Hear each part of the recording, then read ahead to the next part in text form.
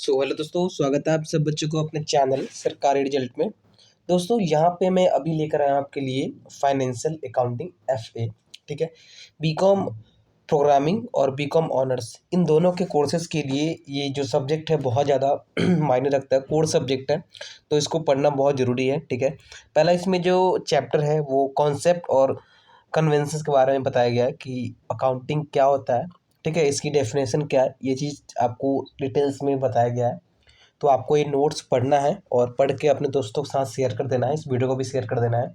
अगर आप चैनल पर पहली बार हो तो सब्सक्राइब कर लेना, ताकि और भी आगे आपको नोट्स यहाँ मिलते रहेंगे। अभी बहुत सारे टर्म्स बाकी है, सेकेंड सेमेस्टर बाकी है, थर्ड सेमेस्टर बाकी है। फिलहाल अभी फर्स्ट सेमेस्टर पे फोकस कर लेते हैं। उसके बाद है यहाँ पे आपको डबल एंट्री प्रिंसिपल। ठीक है। डबल एंट्री प्रिंसिपल दोस्तों बहुत ज़्यादा इम्पोर्टेंट है। ठीक है, तो इसको पढ़ लेना।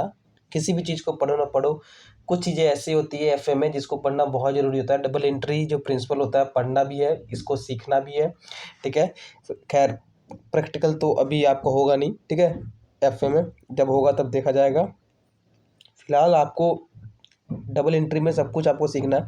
इसके कुछ पॉइंट्स होते हैं, वो पॉइंट बाय पॉइंट चीज़ों को समझाया गया है, तो आप लोग पढ़ोगे तो अपने आप आपको सब कुछ क्लियरेंस होते हुए आ जाएगा। ठीक है। उससे नीचे चलते हैं। नीचे है role of double entry system. ठीक है। अब रूल्स क्या है इसके सिस्टम के। ठीक है। जो डबल एंट्री सिस्टम है इसके रूल क्या क्या है, फिर आपको ये पढ़ना है। इस रूल में भी आपको कुछ चीज़ों को डिफाइन करके दिया गया है। ठीक है, जैसे कि यहाँ पे फर्स्ट एक दिया गया है, यहाँ से फर्स्ट, फिर यहाँ से सेकेंड। ठीक है, तो यहाँ से दो चीज़ों को अलग अलग करके दो एंट्री दी गई है। ठीक है, किस तरीके से रूल्स क्या क्या होते हैं, किस तरीके से डबल एंट्री होती है, इसमें क्या लिमिटेशन होती है, क्या इसमें ड्रॉबैक होता है। ठीक है। उसके बाद है एक ये फार्मूला है। ठीक है, ये फार्मूला आई थिंक आपने अगर कॉमर्स से बच्चे होंगे तो आई थिंक आप पढ़े होंगे।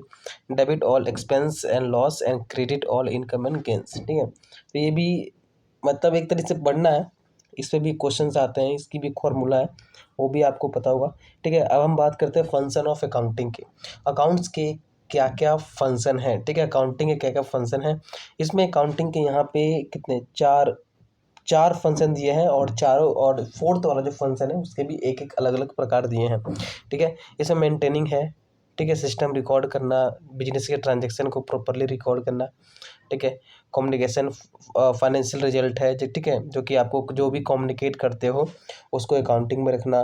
ठीक है, मीटिंग जो लीगल नीड्स होती है, जो मीटिंग होती है लॉ के अकॉर्डिंग, कॉम्पैक्ट के अकॉर्डिंग, इनकम टैक्स के अकॉर्डिंग, सेल्स टैक्स के अकॉर्डिंग, तो उस सब कुछ डिटेल्स सबको रखना होता है। प्रोटेक्टिंग बिजनेस एसेट्स, इसमें बिजनेस जो एसेट्स होते हैं उनको भी आप मतलब कि काम में लाते हो। ठीक है, तो ये सब फंक्शन है इसके। अब यहाँ पे कुछ चीज़ें दी गई है। ठीक है, how much balance sheet of मतलब कि कैसी, ये सब क्वेश्चंस हैं, इनको आपको पढ़ लेना है। ठीक है, बाकी जो नॉर्मली आपको दी गई है वो फोर्थ के पॉइंट्स हैं। ये क्वेश्चन है फोर्थ के, तो ये पढ़ लेना। ये यहाँ पे सिक्स्थ है और यहाँ पे सेवन है। ठीक है, अब बात करते हैं एडवांटेज ऑफ अकाउंटिंग। ये भी बहुत ज़रूरी है। Advantage of accounting, branches of accounting, function of accounting, ये तीन चीज़ आप लोग देख लेना। ये तीन चीज़ों में से एक चीज़ कोई आएगा आपके एग्जाम में। मोस्टली जो चांसेस होते हैं ब्रांचेस ऑफ जो अकाउंटिंग होती है वो एग्ज़ाम से पूछे जाते हैं, लेकिन आप ये भी पढ़ लेना, एडवांटेज भी पढ़ लेना, और आपके जो फंक्शन है, ठीक है, फंक्शन ऑफ अकाउंटिंग, वो भी पढ़ लेना। इसमें क्या क्या एडवांटेज होता है। ठीक है, एक तो असिस्टेंट टू मैनेजमेंट, मैं इसको मैनेज करने बहुत ईजी होता है। रिकॉर्ड रेदर देन मेमोरी, इसको रिकॉर्ड करना बहुत ज़रूरी होता है। जितना हम याद रखेंगे उससे ज़्यादा हम इसको रिकॉर्ड में संभाल कर रख सकते हैं। इंटर पीरियड कंपेरिजन, इसको आपको अकाउंटिंग इन्फॉर्मेशन को रिकॉर्ड कर सकते हो प्रॉपरली। ठीक है, एक दूसरे के जो रिजल्ट होते हैं उनसे कंपेयर कर सकते हो, चाहे वो सालों साल कर सकते हो। ठीक है, लीगल मैटर्स में आप इसको यूज कर सकते हो, कोर्ट लॉ में यूज कर सकते हो। ठीक है, help in taxes matter, income tax, sales tax, इन सब चीज़ों में आप इसको यूज कर सकते हो, हेल्प मिल सकती है इससे बहुत ज़्यादा। सेल्स ऑफ बिजनेस, बिजनेस में भी आपको इससे हेल्प मिलती है। लिमिटेशन ऑफ अकाउंटिंग, इसकी क्या क्या लिमिट है, ड्रॉबैक है। ठीक है, ये सब कुछ आपको इसमें पढ़ना है।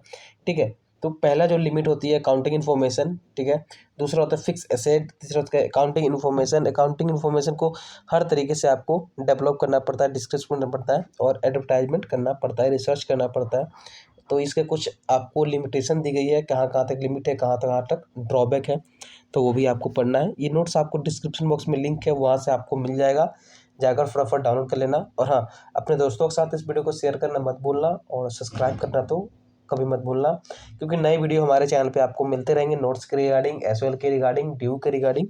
ओके, उसके बाद है AI and data analytic in accounting. ये भी उतना ज़रूरी नहीं है, लेकिन पढ़ना आपको ज़रूरी है। ठीक है, एग्जाम्स में इससे क्वेश्चन आने के बहुत कम चांसेस होते हैं, लेकिन इससे आप पढ़ लेना। ओके, बाकी नीचे क्वेश्चन आंसर भी दिया गया है, जो भी क्वेश्चंस है। ब्रांचेस ऑफ अकाउंटिंग, ये बहुत ज़्यादा जरूरी, बहुत ज़्यादा मतलब कि इंपॉर्टेंट टॉपिक है। Branches of accounting, function of accounting, advantage of accounting, ये 3 टॉपिक है। तीनों टॉपिक को आपको पढ़ लेना है। इस फर्स्ट चैप्टर में यही 3 चीज़ इंपॉर्टेंट है। ओके, तो यहाँ पे ब्रांचेस ऑफ अकाउंटिंग क्या है? फाइनेंशियल अकाउंट है, मैनेजमेंट अकाउंट है, कॉस्ट अकाउंटिंग है, टैक्स अकाउंटिंग है, सोशल अकाउंटिंग है। ये सब कुछ आपको ह्यूमन रिसोर्स अकाउंटिंग है, नेशनल अकाउंटिंग है। ठीक है, इसको आप थोड़ी थोड़ी डिटेल में पढ़ लेना, ज़्यादा नहीं। अगर आप ब्रांचेस ऑफ अकाउंटिंग को थोड़ा थोड़ा भी डिटेल में लिख देते हो एग्जाम में, तो नंबर आपको अच्छे मिल जाते हैं। ठीक है, नाम के भी नंबर मिल जाते हैं लिखने के, बट उसको थोड़ा सा डिफाइन करना होता है। बेसिक ऑफ अकाउंटिंग, अकाउंटिंग में क्या क्या basic, cash basic of accounting, accrual basic of accounting, और नीचे है मिक्सड और hybrid basic of accounting. Features of accounting principle, इसको भी आपको पढ़ना है कि फीचर्स क्या क्या होता है अकाउंटिंग प्रिंसिपल्स के। ओके, इसका हम जाएंगे नीचे थोड़ा सा, तो नीचे में भी आपको नीचे चलेंगे थोड़ा सा, एक इम्पोर्टेंट टॉपिक है। ठीक है, ये देखिए, यहाँ से आपको पढ़ना है। After understanding the meaning of accounting concept and conventions, let us now discuss each one these concept and conventions in some details.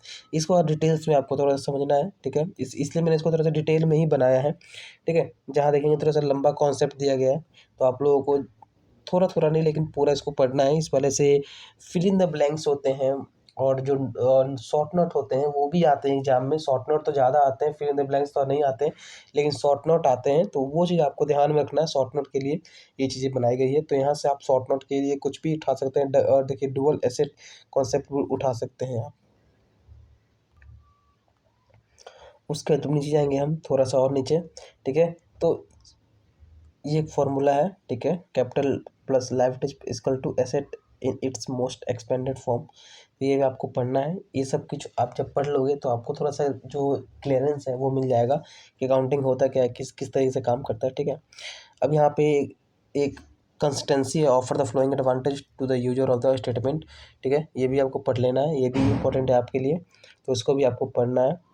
नीचे आपको क्वेश्चन आंसर भी दिए हैं। ठीक है, क्वेश्चन विथ आंसर ये आपको दिए गए। देखिए, पहला ही क्वेश्चन है, what are the various branch of accounting. Accounting में कौन कौन से ब्रांच थे? तो 7 ब्रांच थे। Financial accounting, tax accounting, auditing, ठीक है, forensic accounting, cost accounting, environmental accounting. लेकिन इसके बाद भी और भी अकाउंटिंग है, अगर आप ऊपर चेक करोगे तो और भी इसके बाद भी अकाउंटिंग है, तो दोनों में से कोई भी लिख सकते हो, क्योंकि ऊपर थोड़ा सा नीचे थोड़ा सा डिफरेंस है, सेम नहीं है।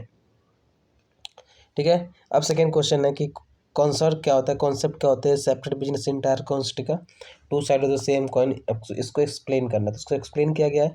नीचे देंगे कि कन्वेंस ऑफ कंसिस्टेंसी क्या होती है, ये भी मैंने आपको अभी ऊपर आपने पढ़ा था। ठीक है, इसकी लिमिटेशन क्या क्या होती है, ये भी आपने ऊपर पढ़ा था।